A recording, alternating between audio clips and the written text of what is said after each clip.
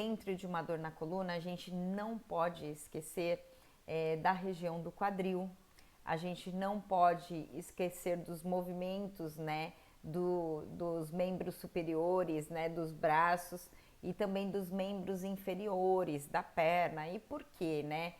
Porque quando a gente está falando de coluna, essa parte do quadril, ela tem um envolvimento muito grande também. Por exemplo, vou te dar um exemplo, como a dor lombar, né? Então, a dor na lombar, a gente, por exemplo, se o paciente está com uma dificuldade de fazer uma flexão do tronco, né? De jogar, de inclinar o tronco para frente, né?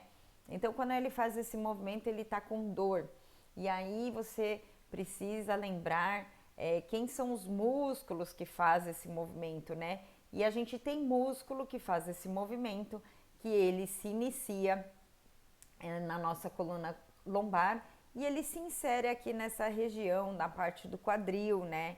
Então o músculo ele é longo e aí a gente precisa então, quando a gente está falando de dor na coluna, é importante a gente lembrar dessa musculatura, dessa articulação relacionada ao quadril também, é muito importante. Por quê? Porque a musculatura ela não está presa somente ali na lombar, ela está presa ali na pelve também, né? Ali na região do osso do quadril.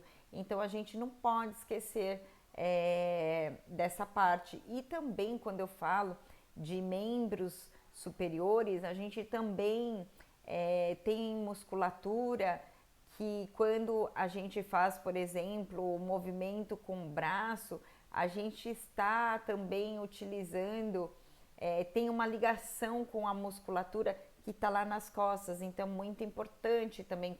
Isso eu estou falando para você quando a gente está falando de Shiatsu Manabe, essa é a diferença do Shiatsu Manabe, porque, por exemplo, a gente pode fazer uma massagem, né, para lá na parte das costas, ali ao redor da coluna, né, na musculatura do trapézio, no grande dorsal, a gente está ali massageando, mas a gente tem que pensar, essa dor aqui, nessa parte aqui da coluna, ela tem uma ligação com o movimento dos membros superiores.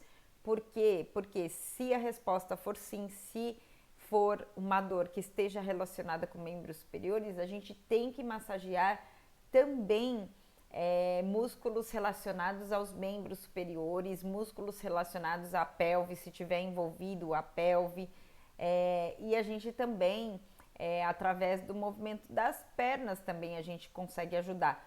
Isso eu estou falando dentro de um raciocínio dentro de movimentos e músculos, porque quando a gente tem o raciocínio dentro dos fundamentos do shiatsu, dentro da visão oriental, daí faz mais sentido ainda a gente ter que trabalhar outras partes do corpo.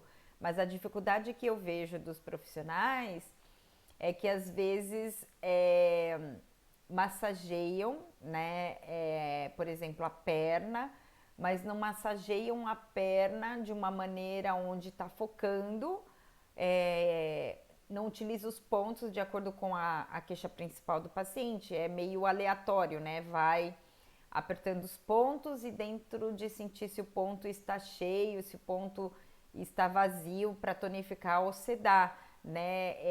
Isso é muito importante? Sim, muito importante, mas somente isso a gente acaba entregando menos resultado.